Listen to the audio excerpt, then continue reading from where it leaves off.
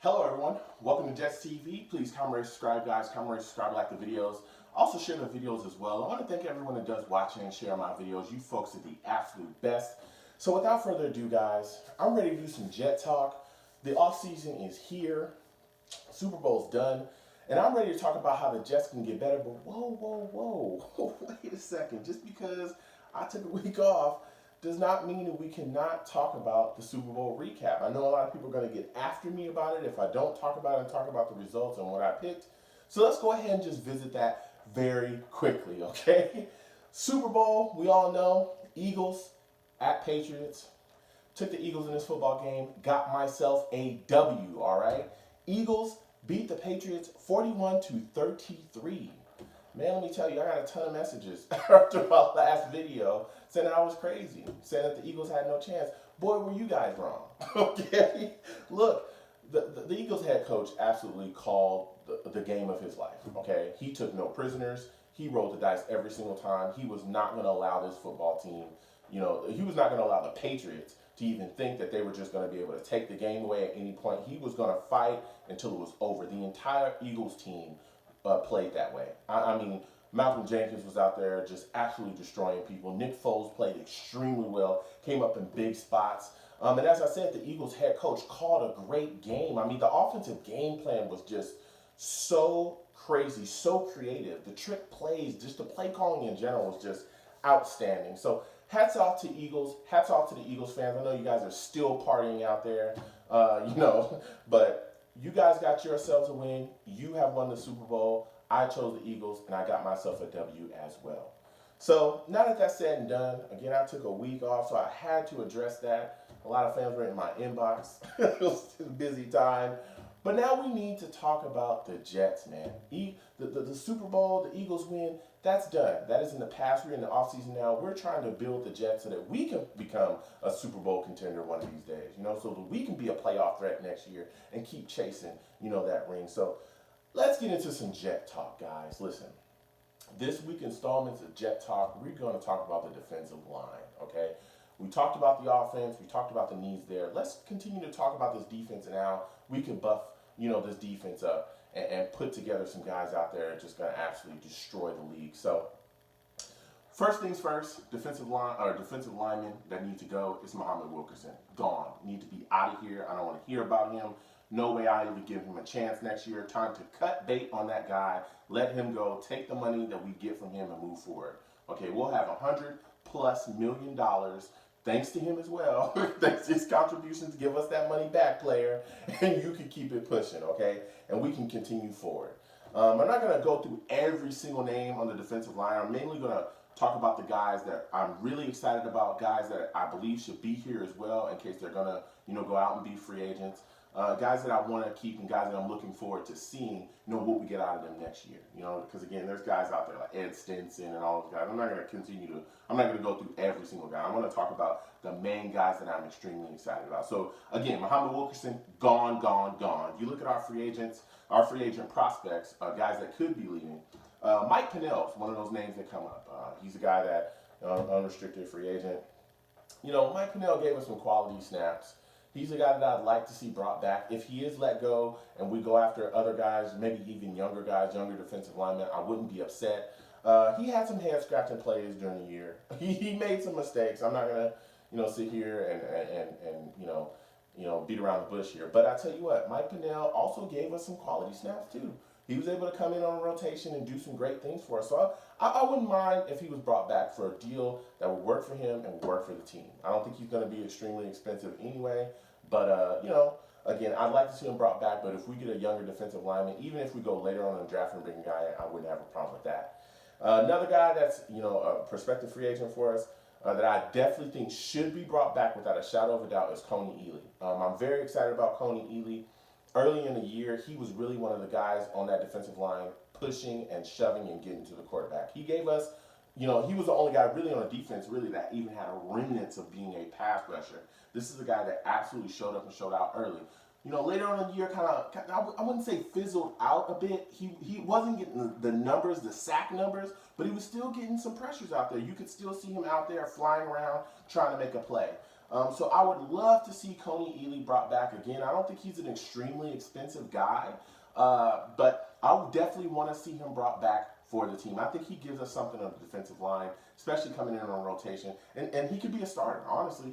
He could be a starter on that other side, with Leonard on the other side, and absolutely ball out for us. So again, I want to see him on this football team next year. I want to see him brought back. You look at the guys that are currently on the roster now that I call keepers, guys that are going to be here that I'm excited about going forward. One of those guys is Xavier Cooper. I love Xavier Cooper, man. Played a couple games for us, was out there and really showed us something. Really went out there and just went to the wall every single play. And he was out there just flying around, man. This is a young kid. I want to see what he does for us next year. I'm very excited about him. Leonard Williams is another kid. Look, we drafted him. He's been nothing but good since we got him here, the big cat from SC. I love Leonard Williams, not just because I'm an SC guy, but because he just absolutely shows you when you watch the tape, dude, he is so dominant. Now, this year he struggled a little bit early, had a hand injury. He was also being triple teamed, mainly because nobody really had to worry about Muhammad Wilkerson and his effort issues and whatever was going on with him. Thank God, hopefully he's going to be gone, this offseason. And I think a lot of that stuff hindered, his play. But later on in the season, especially in some stints and some sprints, we saw the flashes again of Leonard Williams. He just wasn't able to kind of do everything, that we saw the first year. But I'm very excited going forward because I think next year, again, he's going to come out and be the same old Leonard Williams that we've seen in the past. The guy that's been dominant, the guy, that's going to go out there and absolutely destroy tackles with guards, that he's matched up against, and he's going to win those matchups. I think we see that yet again. Steve McClendon is another guy I'm excited about as well at that defensive tackle spot. I know a lot of people are saying, hey, we should cut him, let him go, maybe go after another lineman. This guy's still quality, man. He was still out there doing things, trying to hold the fort, especially on the running game. Was able to clog up some lanes from time to time. Another guy I'm excited about, Deion Simon. Look, this kid was a guy that was supposed to fill in for Snacks when Snacks would let go and walked over to the Giants and signed himself a contract. And ever since Snacks has been gone, Deion has pretty much just been, I feel like he's been mishandled. This is a guy that we saw out there. We saw some flashes from him when he was put in. We said, yo, this kid could actually do something. We saw some goal line stops from him where he was just absolutely destroying offensive linemen and not allowing guys to get into the end zone. And then all of a sudden this year, boom, he's on the practice squad. What is going on?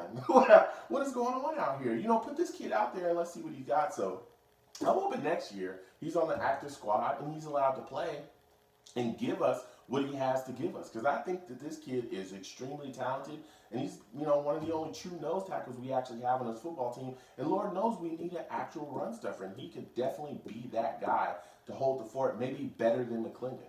Who knows? They have to give him snaps. So when you look at this defensive line, you say to yourself, man, what's the one thing we need the most? And I think it's pass rush. We don't really have a true defined pass rusher, a guy that can get to the quarterback consistently, a guy that can just pin his ear back every single play and say, hey, I'm going to attack the quarterback. So I think that that's what we need to attack in the offseason, whether it be free agency or in the draft. But when you look at free agency, I know a lot of fans, are screaming for guys like DeMarcus Lawrence. DeMarcus Lawrence is one of the names that usually come up. He's from the Cowboys, guys that can get after it. I know Ziggy Ansah is another name that's out there as well. And Adrian Claiborne from Atlanta is another guy that people are screaming about. They want to sign the pass rushers out there. They want to get after. They want to pay a guy to get after the quarterback here. Because it makes our defense just better, especially with our back end having some of the issues that we have at corner. If you get a guy that can get after the passer like that, man, he's got to make a decision quick, and that usually turns into turnover. So those names are guys that I'd be excited about, especially a guy like Ziggy Ansah. But they're going to be costly, man. So for me, I'd rather go to the draft. So in my scenario, I think the Jets actually sign a quarterback in free agency.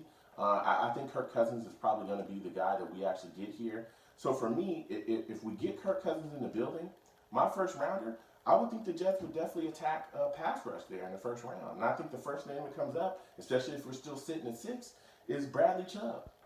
Bradley Chubb would be the guy. I mean, here's the defensive end. Here's the guy that can get after it. Here's your young pass rusher. Boom, right in your face, and you select him. So I'd be excited if we were to go that route as well.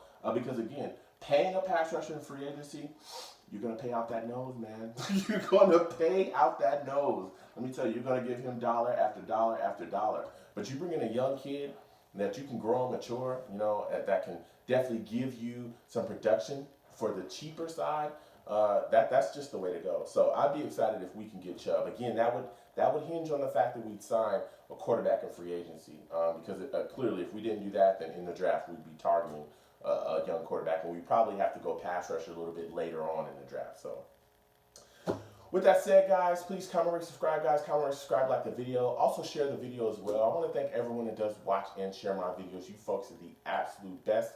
Let me know down below what you guys think. Comment. If you're not a fan of Jets and you watch me, I have quite a bit of people that do watch me that are not Jets fans. Tell me what you think about your team's offseason. What do you guys need in the offseason? What are you looking for on defense? How are you guys going to fix your defensive lines if you need them fixed? How do you think your team should attack them? So again, I want to thank you guys for watching. Enjoy your times and enjoy your days.